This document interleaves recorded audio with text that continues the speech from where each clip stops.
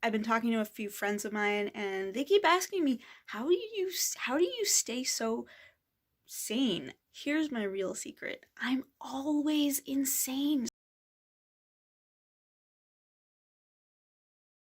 Hey, what's up, people? Happy quarantine holiday.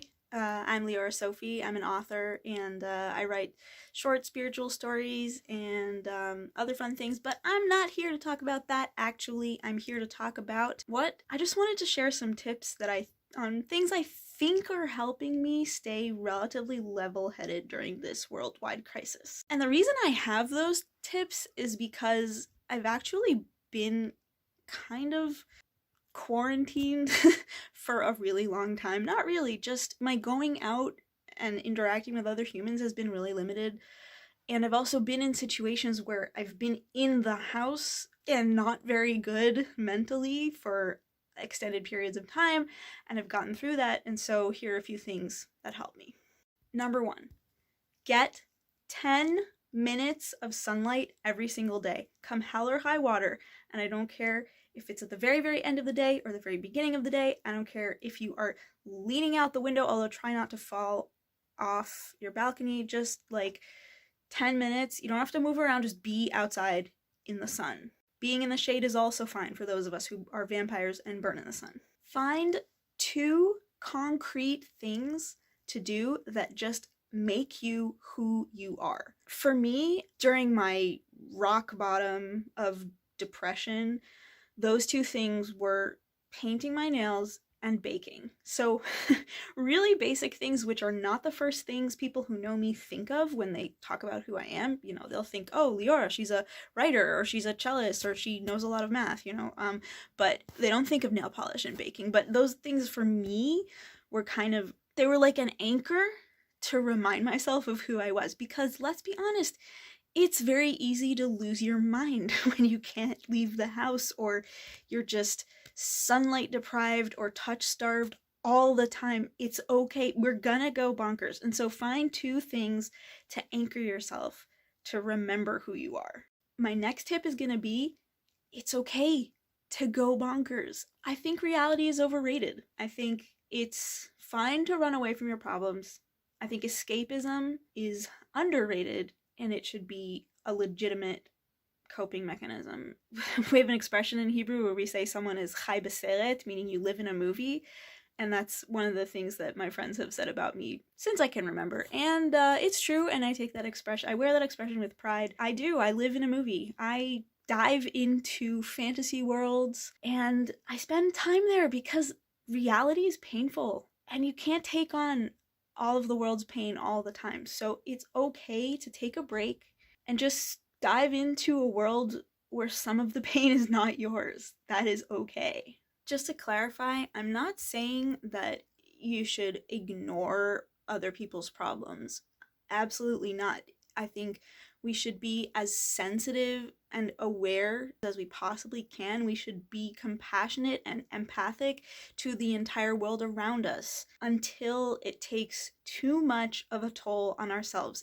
We have to do both. We have to find a healthy balance between self-care and taking care of what we need, and also being compassionate and aware of the needs of those around us. In the case of the coronavirus pandemic, one of the biggest things we can do right now to take care of other people is by not infecting other people. And so by complying with the rules of whatever your local things are, whatever, if you're on lockdown or if you're just recommended to shelter in place, and just do that, practice the social distancing, the physical distancing, do those things, just comply. That is the best thing you can do right now for other people. So do that. Don't panic. There's a reason those are the words that were written in large friendly letters on the cover, because it's not gonna help, and it's only gonna make things not happen. So try to look at things like this. The next few months are gonna be hard. They're gonna be very different than what you're used to or what's been happening up till now.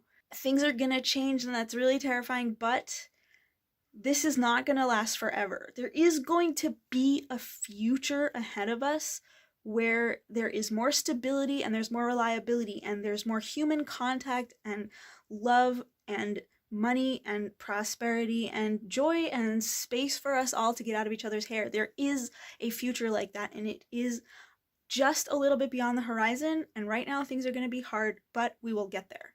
Until we get there, we have to live in the right now. That doesn't come naturally to me at all, not at all. I am not a living in the moment kind of person, but it's all we got. It's really all we have right now, so we just have to figure out a way to think, okay, you know what? Screw it. I don't have any money. I don't have a job. I don't have energy to do anything, and I can't meet up with my friends. So what am I going to do with my time now that I've got it? Have hope. Have hope, and hold on to that hope. And just hold on to the knowledge that things will get better eventually. There is a better, brighter future ahead of you, and that day will come when all of this craziness will be over and life will be better. That day will come. And no, you don't know when it is, and no, you don't know what you're going to have to go through before that, but just hold on to that hope and never let it die. And don't forget, people can take away your stuff, and they can take away your job, and fate can take away everything you have, but nobody can take away that hope. So no matter what happens, just hold on to that. Hold on to that hope that things will be better, because they will.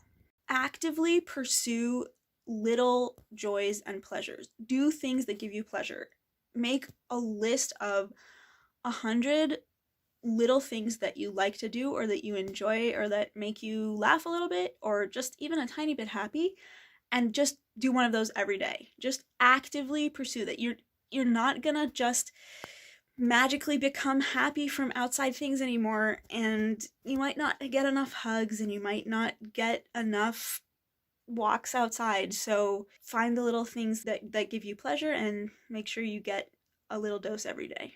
It's funny how you can find out things about yourself when all the things you thought were true are suddenly not an option anymore. A lot of things are being taken away right now, and that can be really scary, but it also can be very freeing. A lot of physical limitations in the world, and I know this is the weirdest reframe ever. I know I sound insane. I know I sound like a person who has no idea what they're talking about, but I all of a sudden have a lot of time to write my book, and that's amazing. It's amazing. It's an amazing thing. All I've wanted to do all my life is just be a writer, and I've been so busy, trying to put a freaking roof over my head that I never could, and this is so screwed up, but now I finally can. Try to find the ways that this situation does that for you. What can you do right now that you have really wanted to do, and there's just nothing else to do right now except that thing you've always wanted to do? Try to do that. Finally, do the best you can with what you've got. It's okay if the best you can do right now is not the best you've ever been able to do. It's okay if you're not functioning at 100% the best of yourself right now. This is a very difficult time for everyone worldwide. So do the best that you can, even if your best is 50% of what your usual best is. That's okay. Just do that. Do the best that you can right now. If you can exercise, do it. If you can meditate, do it. If you can eat healthy food and shower every day, then great, do it.